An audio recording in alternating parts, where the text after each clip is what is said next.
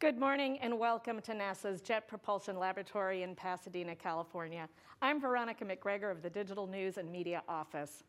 Just 21 hours ago, the Perseverance rover made a picture-perfect landing in Mars, and at that time, the entry, descent, and landing team turned over the reins to the surface operations team. We have members of both teams here with us this morning to give us the latest update on the rover. We'll hear the current status and what the next steps are in this new era of exploration. For media on the phone line, please hit *1 to get into the queue to ask a question. And to ask a question by social media, please use hashtag #CountdownToMars. We have 1 hour for this news briefing today, and we will get to as many questions as possible. Now let me introduce our panelists for this news briefing. Joining us is Adam Stelzner. He is the Chief Engineer for the Mars 2020 mission. Aaron Stahura, the Deputy Phase Lead for Entry, Descent, and Landing. Pauline Huang, the Deputy Phase Lead, the Mars 2020 Strategic Mission Manager. Hallie Gengel-Abarca, the Imaging and Data Processing Team Lead for Surface Operations.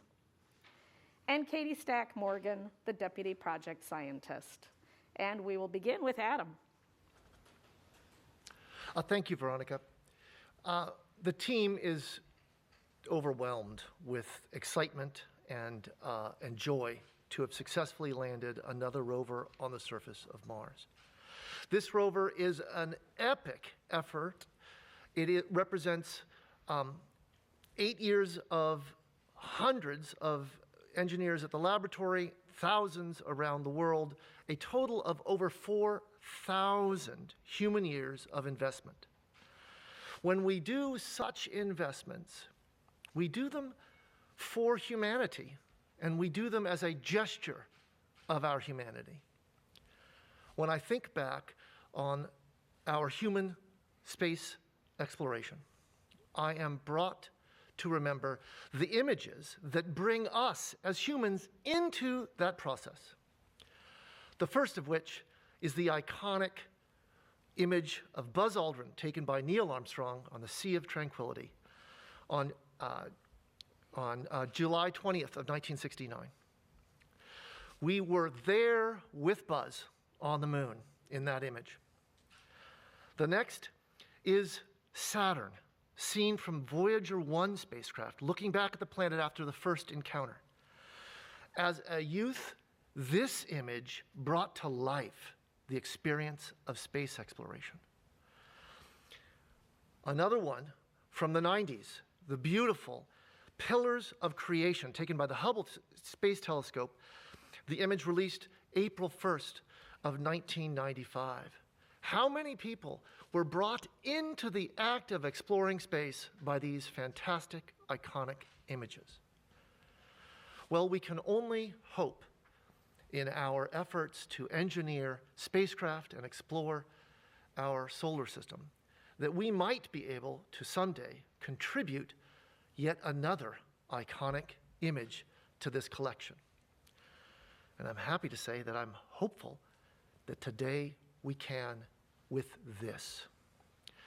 This is an image of the rover Perseverance slung beneath the descent stage, its propulsion backpack, as it is being lowered to the surface of Mars. You can see the dust kicked up by the rover's engines. We're probably about 2 meters or so above the surface of Mars. We're still checking the timing of this image. It's just hot off the presses. You can see the mechanical bridles that hold the rover underneath the descent stage as 3 straight lines heading down to the top deck. And then the curly electrical umbilical that is taking all of the electrical signals from the descent stage down to the computer inside the belly of the rover. In fact, the ones and zeros that represent this image will travel down that umbilical before it is cut and the rover is left safe on the surface of Mars. So there are these fantastic images that we've had a chance to take and are still getting down from the surface, taken by a set of EDL cameras, taken by other spacecraft. And we will hopefully be able to see them in the days coming. But some more of those beautiful images are going to be shared with you today, the ones we have in hand, and I turn it over to Deputy Phase Lead Aaron Stohura to talk about some EDL imagery. Thanks, Adam. As Adam said, an immense amount of time and effort went into gathering each of those images that you saw. Of course, the final one was gathered yesterday as we were nearly finished with our entry, descent, and landing down to the surface of Mars. Another image that was captured midway through our journey down to the surface is what you're seeing on your screen right now. This image was acquired by the Mars Reconnaissance Orbiter, or MRO, one of our orbiters that's orbiting around Mars.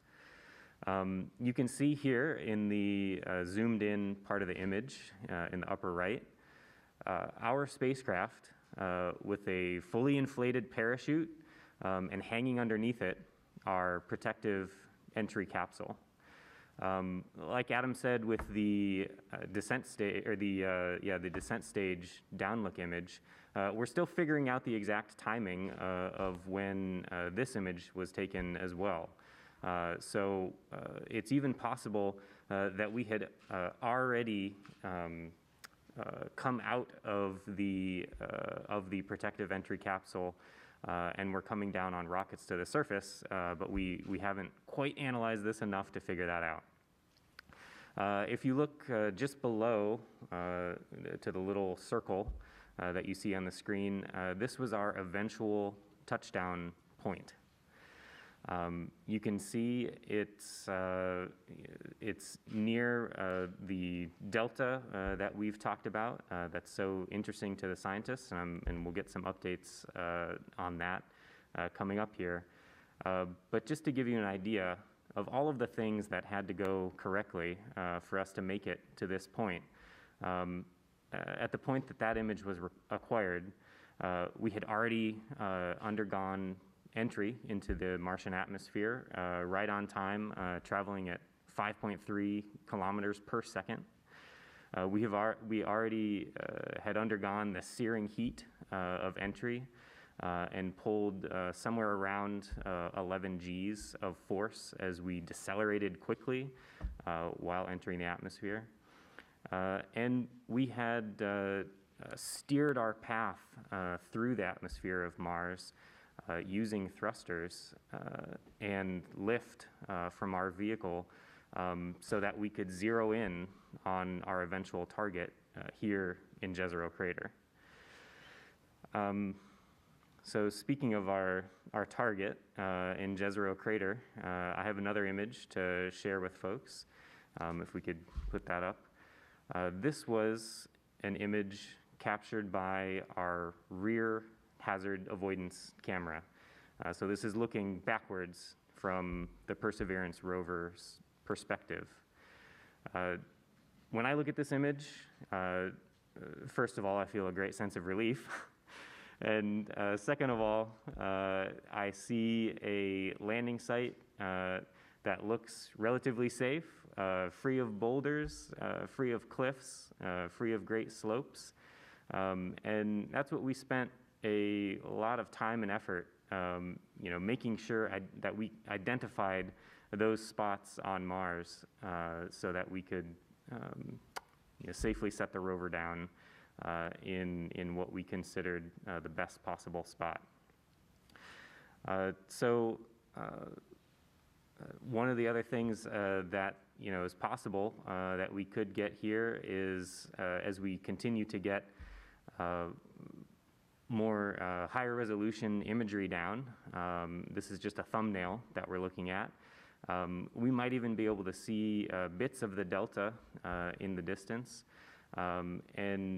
It's possible, although yet we're not sure, if we captured the descent stage, our rocket-powered jetpack, perhaps even impacting the ground.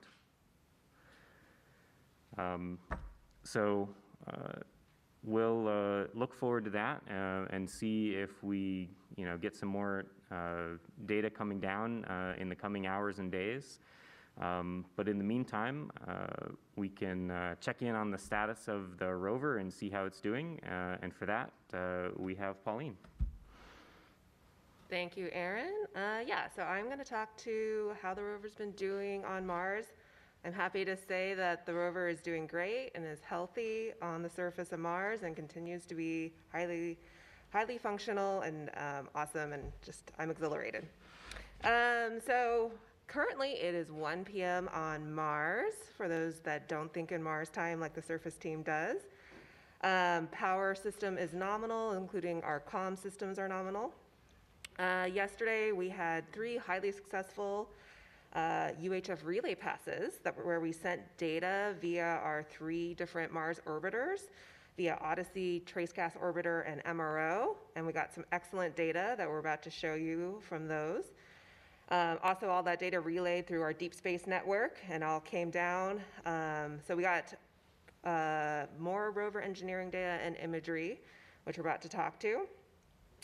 We also processed and sent some more EDL camera images, which is going to be a preview, something fun for the future.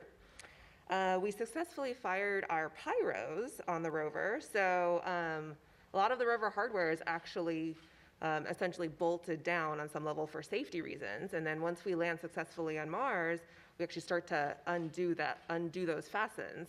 So let's see. So the first thing we did was we did fire our high gain antenna free. So that way, this is what we use to communicate with the DSN. And this is one of the ways that the rover will receive commands from Earth.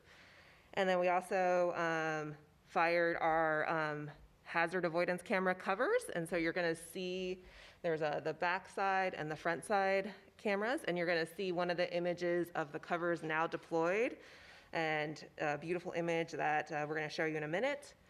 And then also there are a couple of other ones related to our robotic arm that we have fired. We haven't actually moved any of those mechanisms. We just released them.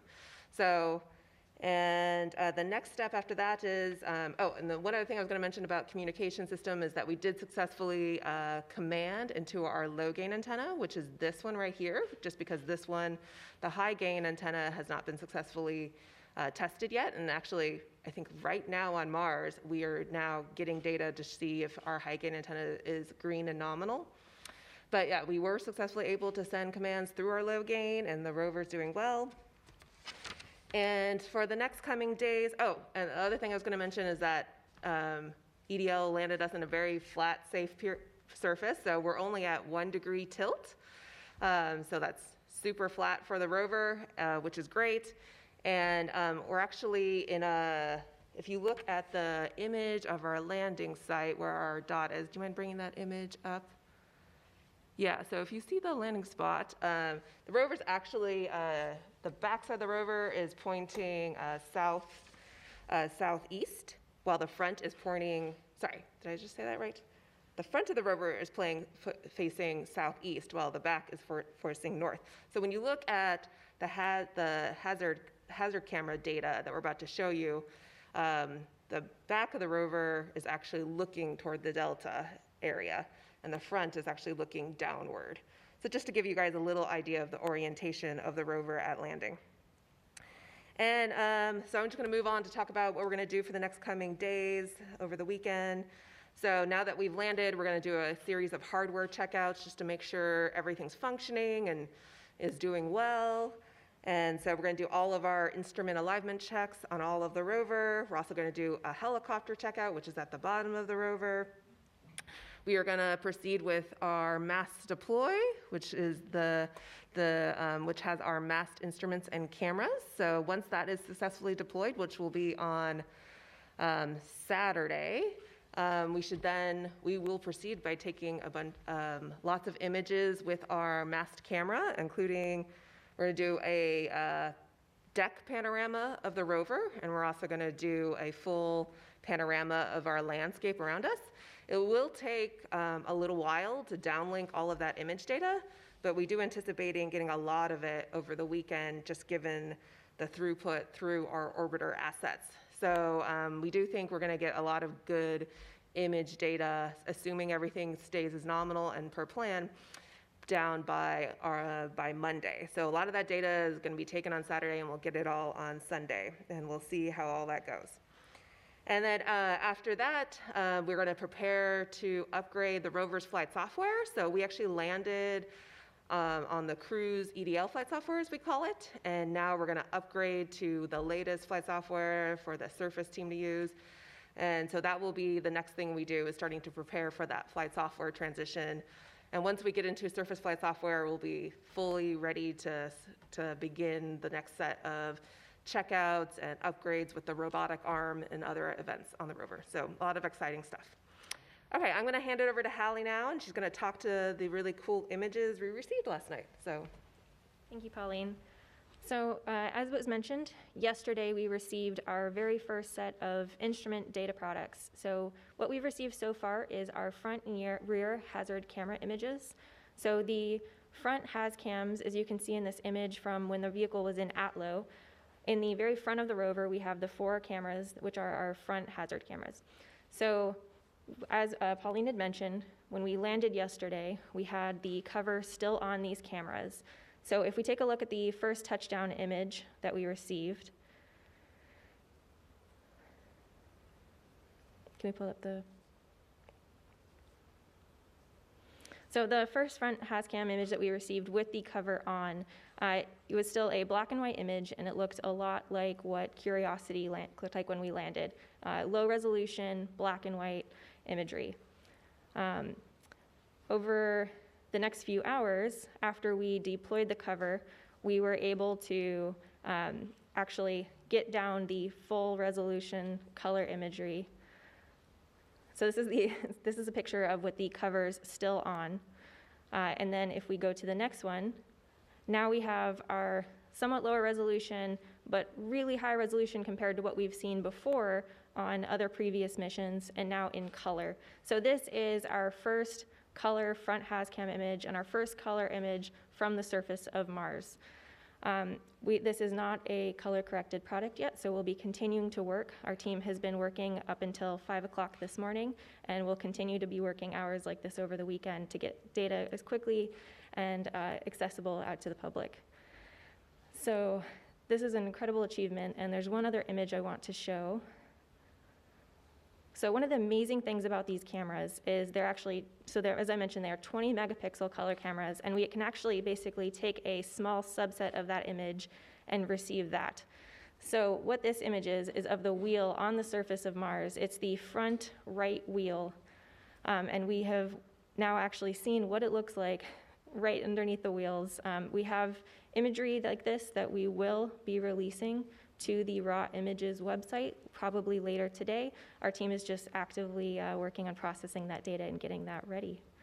One of the amazing things is now that we have this image data is we can now hand this over to the robotic and science teams, so that way we can actually begin to really start the mission. And to talk about the science on this mission, we have Katie Stack.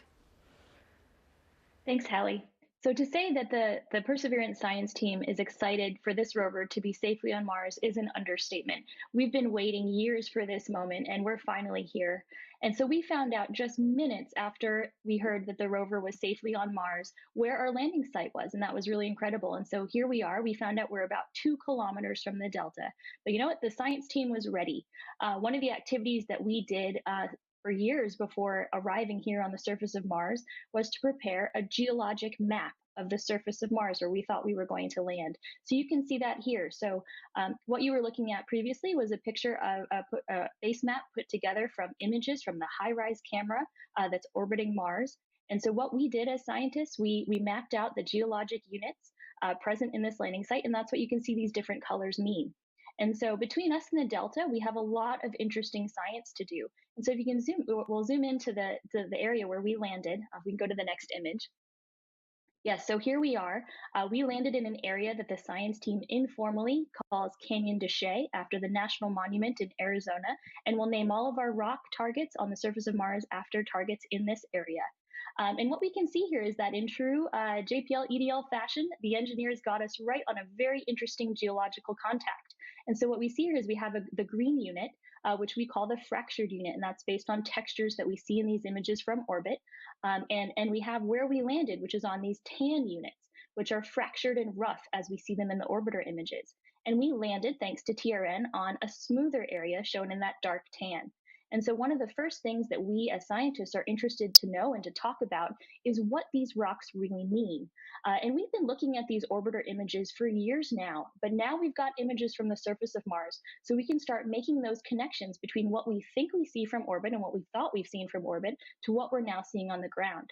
So if we go to the next image, we'll see again these fantastic color images from the engineering cameras. And this is one of the first views we have on the surface. And while this area didn't have a lot of rocks, and the engineers were thankful for that, for a safe landing, we have enough for the scientists to really sink their teeth into.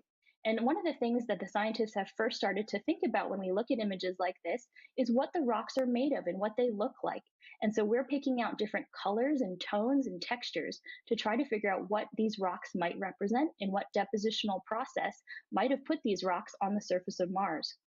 If we go to the next image, this is a close-up, and this is a really interesting image from a geological perspective.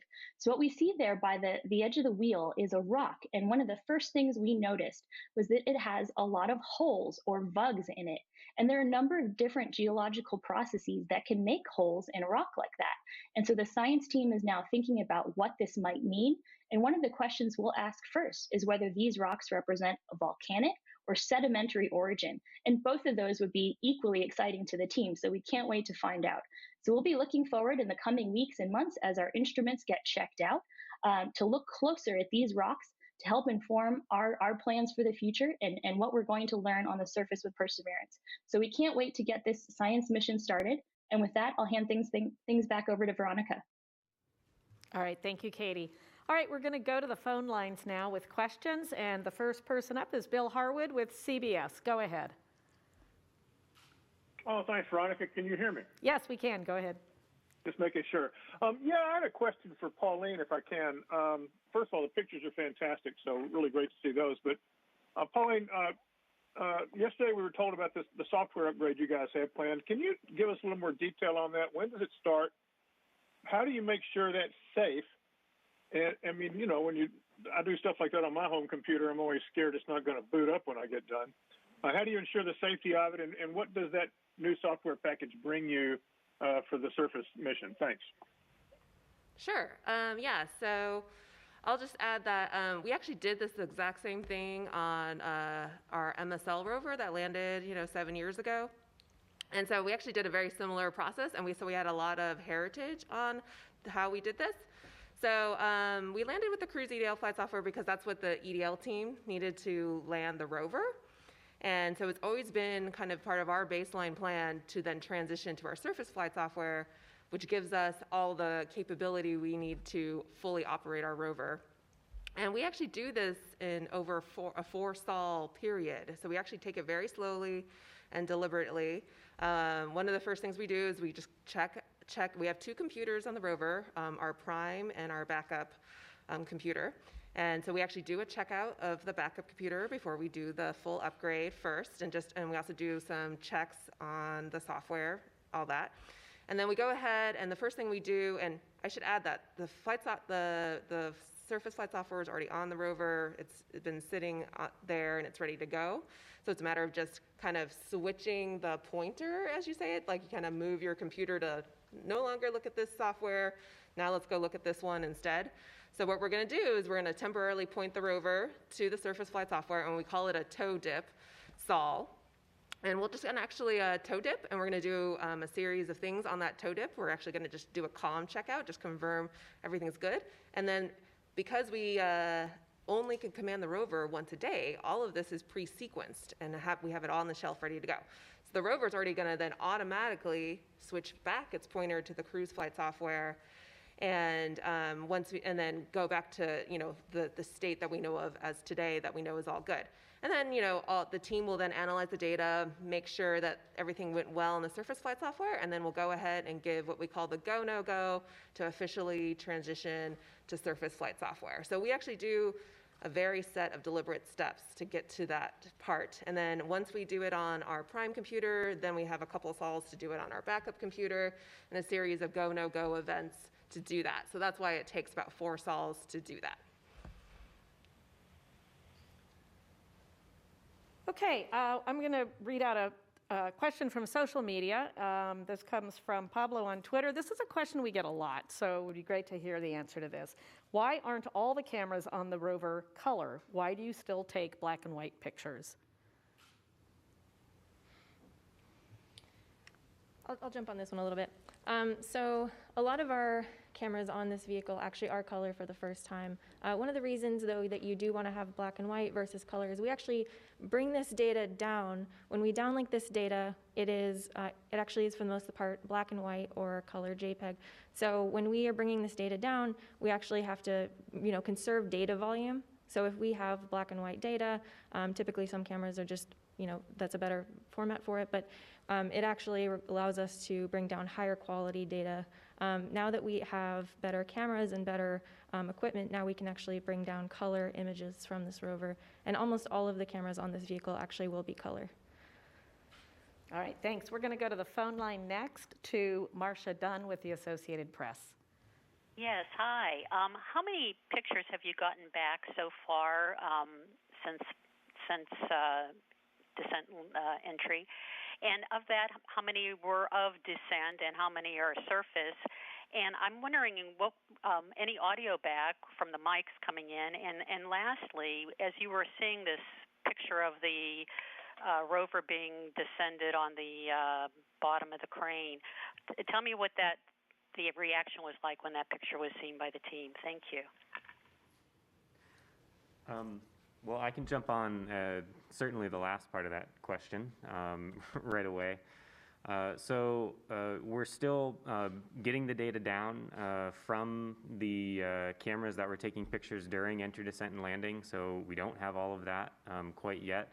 We're going to be getting it here over the weekend, and we'll hopefully have some more high-resolution images and potentially video ready to go for Monday.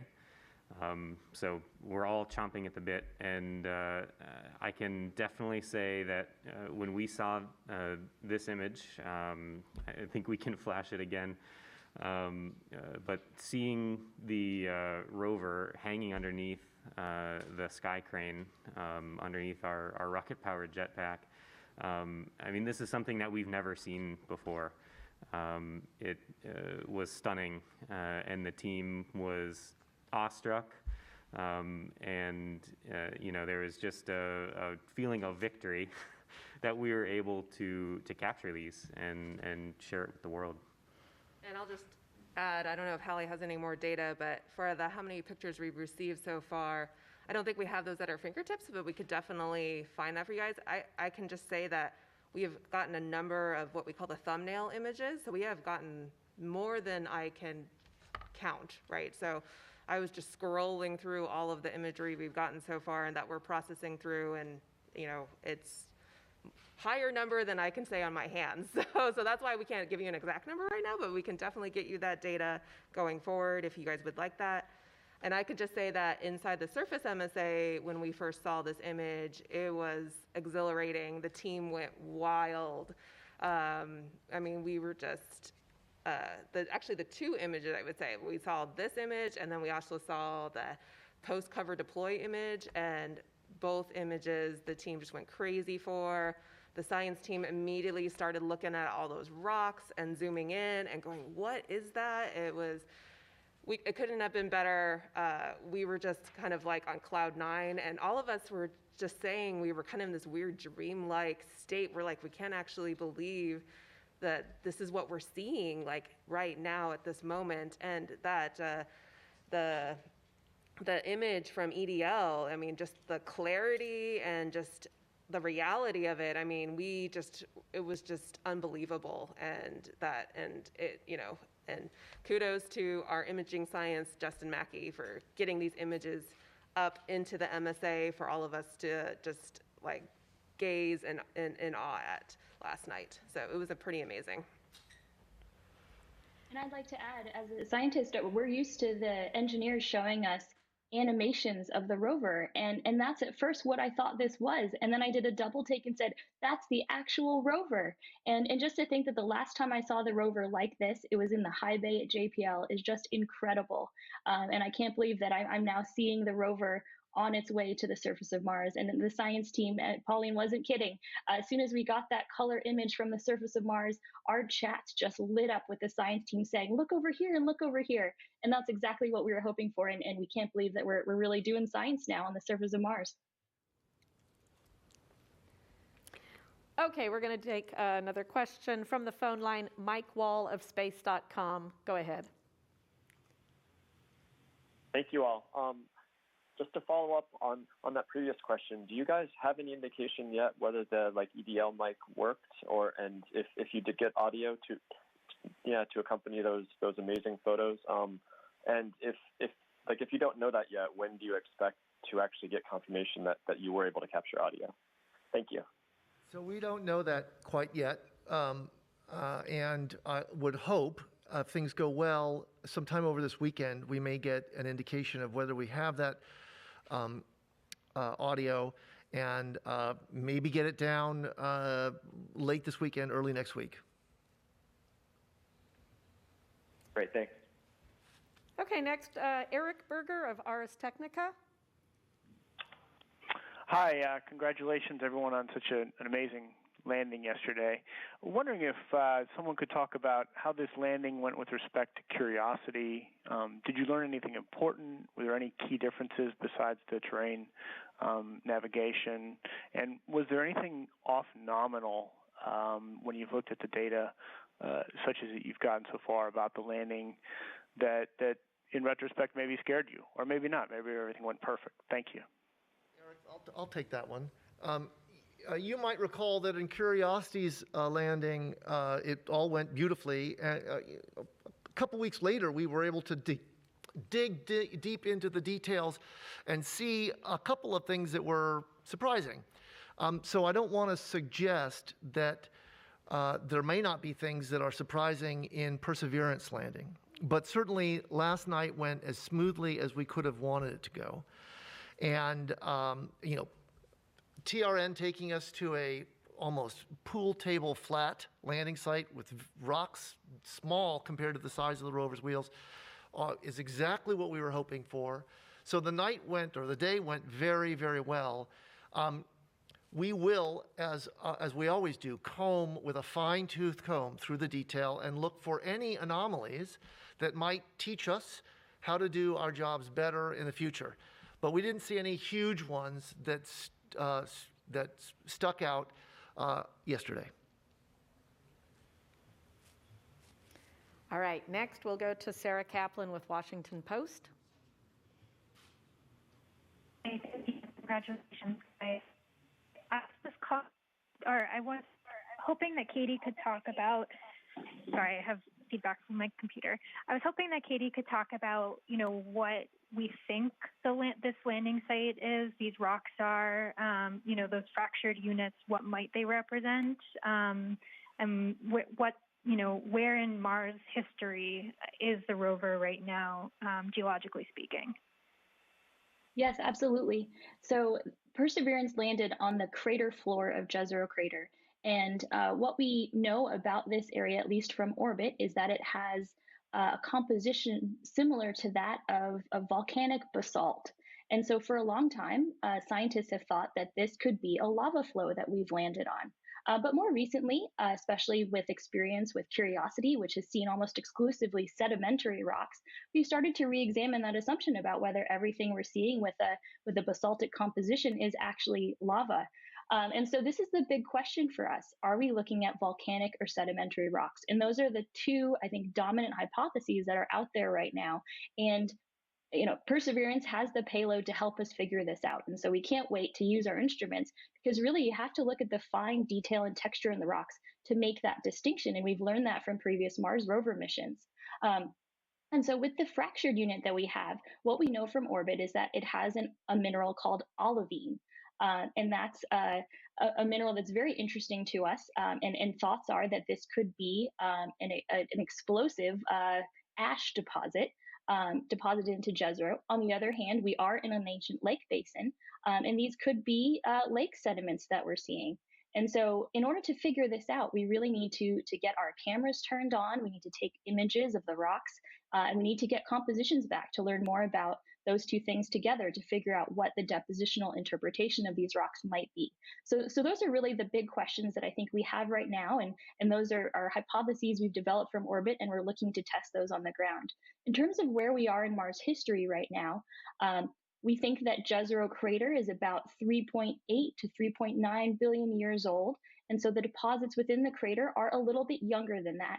We don't have a great constraint on the early or young side, but I think we can probably say that these rocks are between 3.8 to 3.6 or 7 billion years old. And that's where we're sitting here. So this is the time in Mars history when water was stable on the surface of Mars, and we think this area would have been a habitable environment. And so as soon as we nail down that depositional interpretation, we can really start to evaluate the habitability of the rocks that we have in front of us. Okay, I want to take a social media question next. This comes from 10-year-old Zen, who's watching the stream on YouTube. And he wanted to know if weather on Mars would affect the samples that are taken. So Katie, I guess that's for you. Yes, well, we have a weather station on the rover. It's called the META instrument, and this measures things like pressure, temperature, wind speed, humidity. But really, that investigation is on the rover for the purposes of preparing for future human exploration and letting us know what the modern Martian environment is and what Mars is like today. We're not too concerned about weather on Mars affecting the samples themselves because we're drilling rock and soil samples. So we're primarily interested in what's on the ground here rather than what's in the atmosphere when it comes to the samples. So we're not too worried about that. But we do have the ability to track things like dust storms, and we can keep an eye on that. And there's a possibility that with each sample we get, we may get a little sample of the atmosphere within each of the sample tubes. And so we'll be interested to find out what that's like. And so it's not a huge concern for us, but of course it is something that we monitor daily. And so we're very interested in knowing what the weather is like on Mars every day. All right, we're going to go back to the phone lines, and next up is Lisa Grossman with Science News. Go ahead.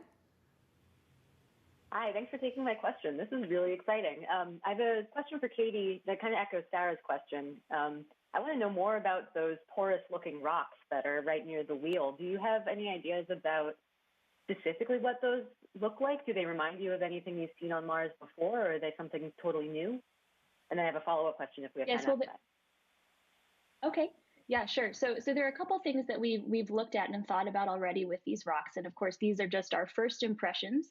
And so we have many more observations we need to make about these. But when we think about these holes or vugs that we see in the rock, and depending on a sedimentary or volcanic interpretation, these holes or vugs can mean different things. And so having holes like this in a volcanic rock is not uncommon. As a lava solidifies into an actual basaltic rock, gases in that lava can outgas, and that is often what can create holes like that in the rocks, and we call those vesicles. And so it could be, if these are volcanic rocks, that might be what we're seeing. But we also know that in sedimentary rocks, holes like this can form when fluids moving through the rocks actually dissolve some of those rocks away, leaving behind these holes or gaps in the rocks. And so it could be that that's what we're looking at. And so I think really we have to get our instruments out and look at these textures in fine detail to really help us make that determination. And depending on what the origin of these rocks is, these holes can mean different things. And so we're excited to follow up on that and find out really what's going on here. All right, thank you. Oh, did you have a follow-up question you mentioned? Yes, if this is a volcanic depositional environment, what does that mean for habitability? Does that mean that it was not habitable the way that you were hoping it would be, or could it still have been? Yes, well, yep, absolutely. So one of the reasons why we chose Jezero Crater as the landing site was one, of course, because it has the delta and the lake sediments, and those are really the prime target for astrobiology and habitability. But we were also looking for a landing site that had a diversity of rock types and represented a diversity of lithologic or geologic processes to learn more about Mars's history and its evolution as a planet. And one of the main goals of Mars sample return is actually to absolutely age date these rocks. Geologic time on Mars is still very relative, and that's something we'd like to really nail down. And so volcanic rocks are really great to get absolute age dates from. So if these are volcanic rocks, we are incredibly excited about that from a Mars sample return perspective, because we can really nail that age date with a sample from a volcanic rock. We know for sure, absolutely, that there are sedimentary rocks in Jezero crater that were likely habitable, and so we're not too worried about that. So if this turns out to be a volcanic rock, that's incredibly exciting for us, and we get to make progress on the diversity aspect of putting together a diverse sample cache. Awesome, thank you. All right, one more social media question. I know we don't have a helicopter team member up on stage with us here, but I'm hoping someone might be able to answer because everyone's interested in ingenuity as well. Chris on Facebook asks, how many sols until the helicopter flights, and does it have a camera and sensors to record the flight? Pauline, is that something you can take? Yeah, I can take the number of sols. Yeah, and so I should caveat, right? Like it depends a lot what happens on Mars, but I think the earliest we are estimating that we could begin helicopter flights specifically, because there's actually a series of things we have to do with the helicopter before it can even start flying. So if you're actually asking specifically about the helicopter flights, it won't be until about Sol 60, and maybe a little bit earlier if we're super fast. Let me just, and I just want to emphasize kind of the journey that we would have to get there. So like we mentioned, we're going to transition to our surface flight software. We're going to finish a series of other checkouts on our new surface flight software. Once that's done, then the next thing we're going to do is we're going to drive to the next location, and we actually want to find a habitable environment for the helicopter to fly in. We call it the helipad location. So we don't know how many sols it's going to take. However, based on what we're landing, we're already starting to look at that data. There might be some really good, what we call helipad locations nearby for us to find. So it might not actually take us very long to drive there, but that's still work to go to figure that out, and that's why there's a lot of uncertainty. And I was going to mention about the weather observations that the 10-year-old on the social media was asking. It doesn't really affect the samples, and Katie was absolutely right about that. I was just going to add that the helicopter team's highly interested in the weather data for, well, not only for their helicopter flights, but also before we do their drop. Right now, they're attached beneath the rover, as hopefully everyone knows, and we actually have to do what we call the helicopter deployment, where we drop them off and then we drive away. And so that's a highly critical event, first time on Mars, and we're putting all hands on deck on that one and doing several practice sessions and everything. So that one we are, looking at the weather data actively for the drop-off and also for the flights. So, and then Adam, why don't you talk to the helicopter capabilities? So yes, the helicopter does have the capacity to take color images and even color video, and beam that back to the rover, and then the rover back to Earth. That's part of the extra data that it can take. Again, we're bandwidth limited, so the first stuff that will come down from the helicopter will be engineering data.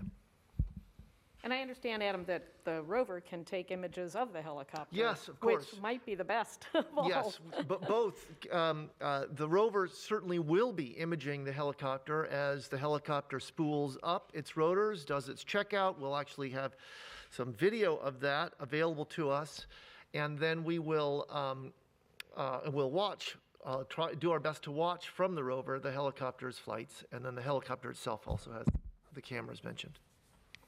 Okay. Moving back to the phone line, we'll go to Jackie Goddard of Times of London. Hello, and congratulations on those pictures. My question's for Adam. I don't know how you got through your intro to that rover landing picture there so calmly, because it's epic. Certainly gave me chills. So many people kind of just carried on with their lives yesterday, unaware of what was going on Mars. And I wonder, how do you explain to people the sheer significance and awesomeness of that picture and this landing, and what you're going to be getting up to on Mars? Thank you. Well, thank you for the question. You know, I mentioned earlier that these things are hard. There's no doubt about that. It takes hundreds, thousands of people, years of effort. And insofar as it is that difficult, it represents a huge human lift to make this happen. So that image and the details therein really pull us humans here on Earth into the result of all of that hard work. You are brought into the surface of Mars. You're sitting there 7 meters off the surface of the rover, looking down. I mean, I don't know if you can see this. I can. The plumes are hitting the surface of Mars, kicking up little wisps of dust. You can see on the upper right of the upper left of the image and the lower right of the image, you can see these little dust plumes in that on the surface of Mars, kicked up by our engines. So it's exhilarating. It is absolutely exhilarating, and it is evocative of those other images from our experience as human beings moving out into our solar system. Those images that bring us into the process of our exploration. And I'm so happy that we can contribute another to that collection. Thank you. Okay, we're going to go next to Irene Klotz with Aviation Week. Thanks very much. I have two questions. The first for Adam. How much more mass could this EDL system accommodate? Is it at its max now? So it's an interesting question. That's a question spacecraft designers have been asking for years. And unfortunately for the EDL system designers, the answer is fairly elastic. There's always a little bit more to give. We worry a little bit about being frogs in hot water and not noticing our proteins denaturing, that the water's getting too hot for us. But there is, in our EDL system here, probably some more room to be given.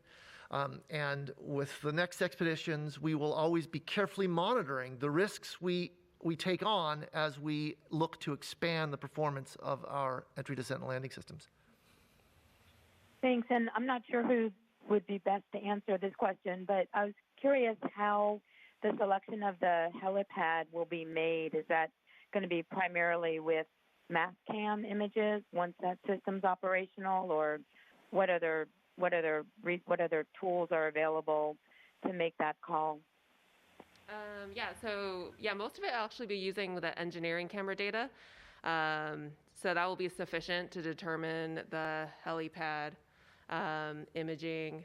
And so once we get the stereo data, as we say it, we actually have some team members on the helicopter team that will be looking at that data and looking for the right helipads. And they'll be working together with science so that we can come up with a common path between science and helicopter to arrive at the right parking lot location. And once we get there, we're actually going to drive the rover around and kind of take a series of high-res stereo imaging all around and then do another assessment. So then that's mostly with engineering cameras. But we will absolutely do, high-res mass cam imaging too. But really what we just need to make the assessment is the engineering camera data. So. Thanks. And what's the earliest that the rover would make its first drive? I missed the beginning part. What's the earliest? How many days before the rover, at the earliest, would drive? So we're anticipating right now the earliest the rover would drive is, if I remember correctly, was be Sol 8 or 9. I think it's Sol 9, if I remember correctly, is our current best estimate. And keep in mind that probably the first drive will be maybe a short drive just to check everything out, and then we'll do a longer drive after that. But in the meantime, we're also going to be trying to figure out the route and direction we need to go. So. Thanks very much. Okay, next on the phone lines, we have Tony Cabrera with ABC7. Go ahead. Hi, my question's about the celebration last night, with just how incredible, exhilarating you all described it. You said the team went wild, but how about once everybody got home? Was there champagne with loved ones? I mean, could you sleep? Were you just on your phone looking at everything? What was that like? Well, maybe we should go. I'd love us to go and get everybody on here because every team member, especially in this COVID time, has kind of a different experience of the celebration. I can tell you that we had a chief engineer's happy hour at 5:30 p.m. last evening, and that is, as it has been since the time of COVID, a virtual event via Zoom. And we had a huge collection of the team that was not currently working issues on the surface present, but we were all in our homes individually, and speaking to one another over the internet. Yeah, and I can, just to add on to that, I can also say that there was a socially distanced consumption of ice cream outdoors shortly after the landing with some of the members of the team. After we dispersed and went to our own homes, I'm sure a lot of us had a chance to sleep better than we have in recent past. Yeah, and for the surface team, it actually is just beginning for us. So on some level, we landed, and then we basically was, game on for us, actually. So a lot of us were working well into the evening. I think most of us were there around till at least 10 p.m. last night, and it was exhilarating because we were getting all this great data and seeing all this amazing details. And I would add for that, the surface team, half the team is remote and half the team is present at JPL. So, we're also constantly contacting our counterparts that are remote and showing them the images that we're seeing, what we call, via our WebEx screens. And I think, for me personally, I went home and just passed out from just the excitement of the day. It was a very long day for Surface yesterday, and we've been telling the team to make sure to get their rest because it's just beginning for us, and to make sure they get their rest time. But I imagine in the coming days, I'll definitely be having a glass of wine in celebration for everything. So yeah, as Pauline had mentioned, some of us are remote. So our image and data processing team is fully remote right now, working from their houses, mostly in Los Angeles, some out of state. And it was super exciting because, again, when we land, image team, this is our time to shine. This is now we're on for the next however many hours. And, the next 5 days, we're working 2 shifts a day, almost about 20 hours a day. So when we had our first shift yesterday, everybody who was supposed to be working overnight, of course, wanted to be involved and was so excited to see these first images come down throughout and late into the night, hoping that they would then get a nap before then they're on as they continued to do their image and data processing over the evening. It is kind of a really cool thing to actually be on a WebEx with everybody's video on and during these COVID times because, typically we're having to spread out, but it felt like we were all kind of there in a way. And we really made the best of it, and it was a really cool celebration with everybody being able to share the images as they were coming down live through the evening. So it was really incredible. Yeah, and for us in the science team, our entire science team is remote, and we have scientists ranging from Australia to Europe, and so everyone is on a different time zone. Some people were just getting ready to go to bed, other people were waking up, and that's kind of business as usual for a science team working on a Mars rover. And so we, as Pauline and Hallie have said, we had to get to work, and so many of us scientists followed along with the first planning cycle for Perseverance, and we had our very first post-landing science discussion. And this felt like such a big moment for us. We've been meeting together as a science team for years and dreaming about our post-landing activities. And here we were on the surface with the rover, having our first discussion about science on the surface of Mars with real images. And so it was a great feeling, and we are going to continue that for many days to come. Okay, we're going to go a bit into lightning round now because we only have about 5 minutes left. We do have to end this briefing right at 11. So we're going to take a few questions here. And if we don't get to your question, please call the Media Relations Office at JPL, and we'll ask if you guys can stay after a little bit. And we'll do those questions by phone. But next up, we'll go to Amina Khan with the LA Times. Hi, Thank you so much for taking my call.